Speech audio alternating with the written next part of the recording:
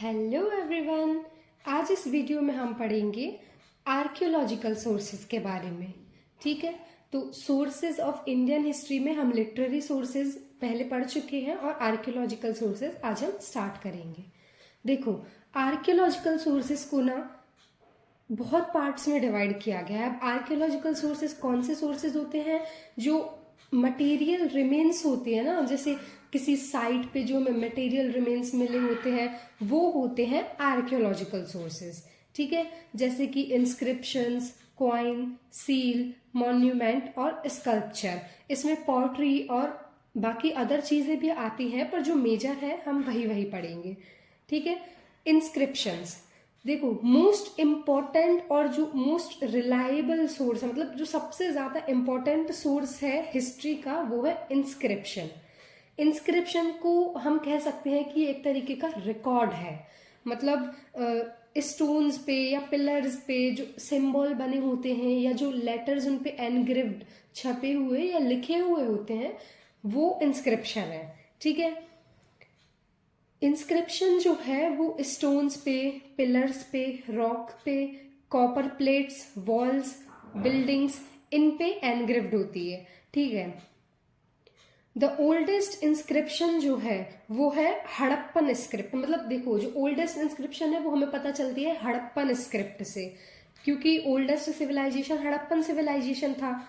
और Indus script हम पढ़ चुके हैं, ओल्डेस्ट स्क्रिप्ट है, तो उसमें ही जो इंस्क्रिप्शन है वो ओल्डेस्ट इंस्क्रिप्शन है। उसका टाइम पीरियड है 2500 BC। ठीक है, विच जो हड़प्पन स्क्रिप्ट है वो अभी तक अनडिसाइफर्ड है। अनडिसाइफर्ड मतलब अभी तक पढ़ी नहीं जा चुकी है। क्योंकि इसलिए नहीं पढ़ी जा सकी है अभी तक क्योंकि ये रिटन नहीं थी। ये इस स्क्रिप्ट में सिंबल्स और पिक्चर्स थी, मतलब ये पिक्टोरियल स्क्रिप्ट थी। ठीक है, इसी वजह से ये पढ़ी नहीं जा सकी है। और ये जो है ना हड़प्पन इंस्क्रिप्शन, ये काय पे कार्व्ड है? ये है हड़प्पन सील पे कार्व्ड।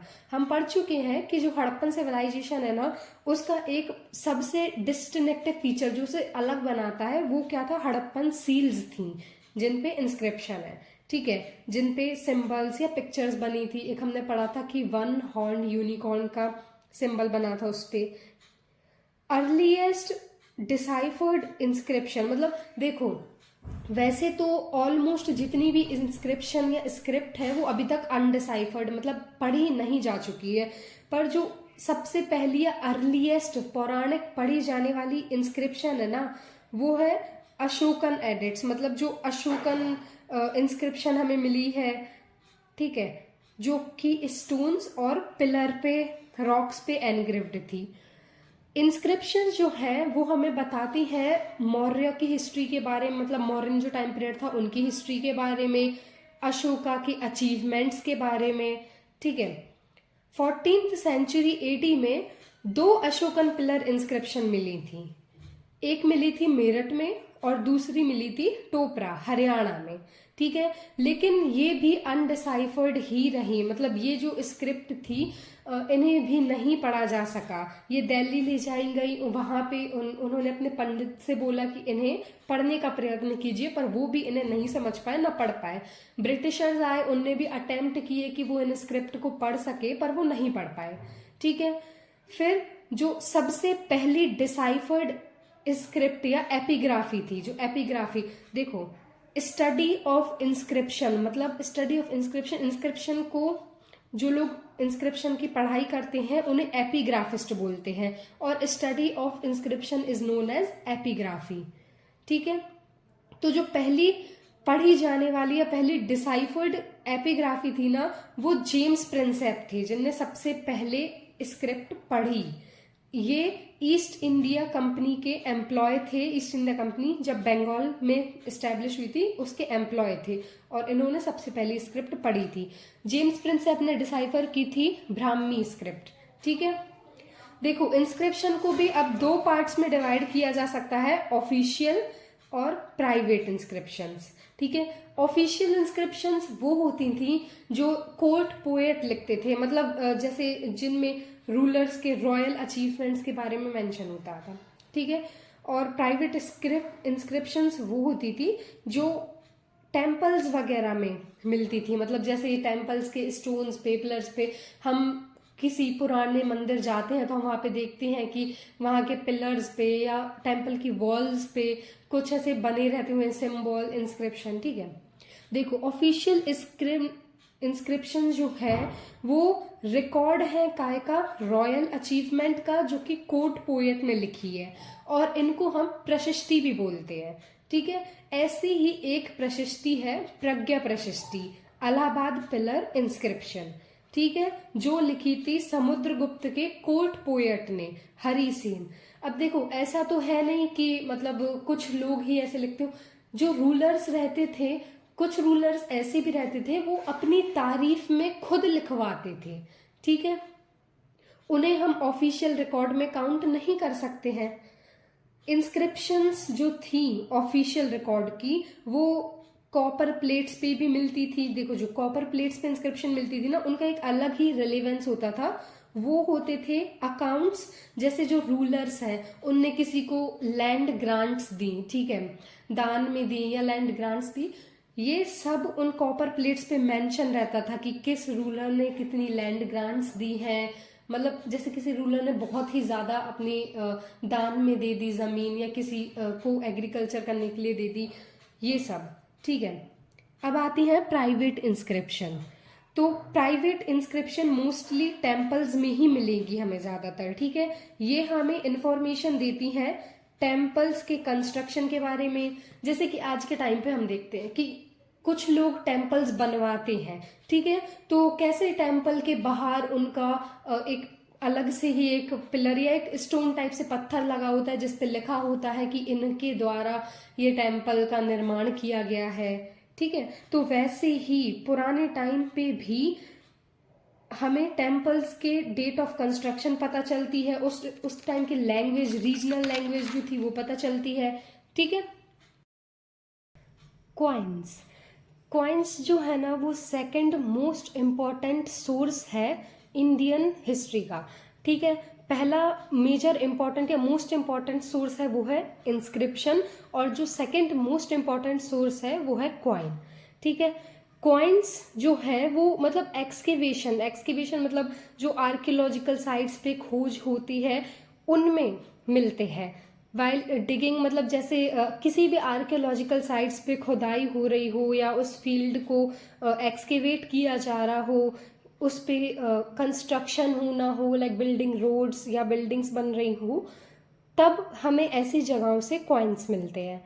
ठीक है, कॉइन्स जो है ना मतलब इन मेजर सोर्स ये इसलिए भी है क्योंकि कॉइन्स पंचमार्क्ड कॉइन्स थे, जैसे उन पे एक किंग का सिंबल रहता था या सिंबलाइज्ड थे वो।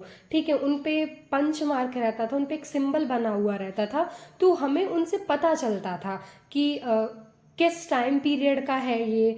ठीक है, ऐसे ही बहुत सारे मतलब थाउजेंड्स से भी ज़्यादा कॉइन्स डिफरेंट म्यूजियम में, अलग अलग जगहों के, अलग अलग स्टेट्स के म्यूजियम में, इंडिया में ही नहीं अब्रॉड में भी डिपॉजिटेड है बहुत सारे कॉइन्स। ठीक है, एंशियंट टाइम में मतलब अब अभी के टाइम जैसे बैंक तो होते नहीं थे, या फिर उनके पास ऐसी कोई स्टोर करने की कह सकते हैं हम एक सुविधा नहीं थी।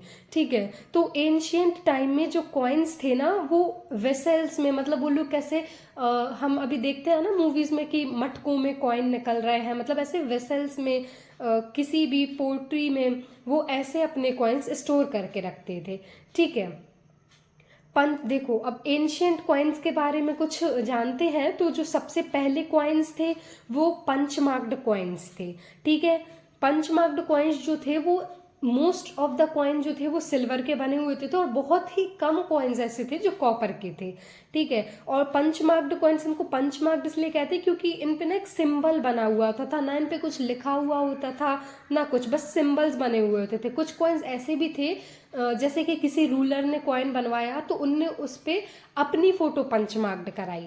ठीक है, गोल्ड कॉइन उसके पहले, मतलब पंचमार्क्ड कॉइन्स के बाद आए थे फिर ग्रीक कॉइन्स। ठीक है, इंडो ग्रीक कॉइन्स। फिर उसके बाद जो फर्स्ट गोल्ड कॉइन थे वो इशू किए थे किसने, कुषाण रूलर्स ने, फर्स्ट सेंचुरी में कुषाण रूलर्स का था रूल, उन्होंने फर्स्ट गोल्ड कॉइन्स इशू किए थे बल्क में। फिर उसके बाद गुप्ता रूलर्स थे, उन्होंने भी गोल्ड कॉइन इशू कराए थे, लेकिन उनके कॉइन फेमस थे उनकी गोल्ड की प्योरिटी के लिए, और वो लॉन्ग डिस्टेंस ट्रेड के लिए भी फैसिलिटेट होते थे। ठीक है, कॉइन्स यूज्ड होते थे लॉन्ग डिस्टेंस ट्रेड के लिए भी। कॉइन्स जो है वो एक सोर्स है हमारी इंफॉर्मेशन का, क्योंकि देखो ये हमें इंफॉर्मेशन देता है, मतलब वेरियस इंडियन स्टेट्स के बारे में। जो इंडियन स्टेट्स रहते थे इनमें मोनार्की, कुछ कुछ मोनार्कल स्टेट रहते थे, मतलब बोलते ना कि एक ही राजा रूल कर रहा है, उस पर कोई वो नहीं कर सकते अपन की किसी तरीके का पॉलिटिकल सिस्टम हो या इलेक्टोरल सिस्टम हो। ठीक है, या फिर जो रिपब्लिक स्टेट्स होते थे उनमें उनके कॉइन्स, हमें मेजरली कॉइन्स से ही पता चल जाता है कि एंशियंट टाइम का क्या सिनेरियो था।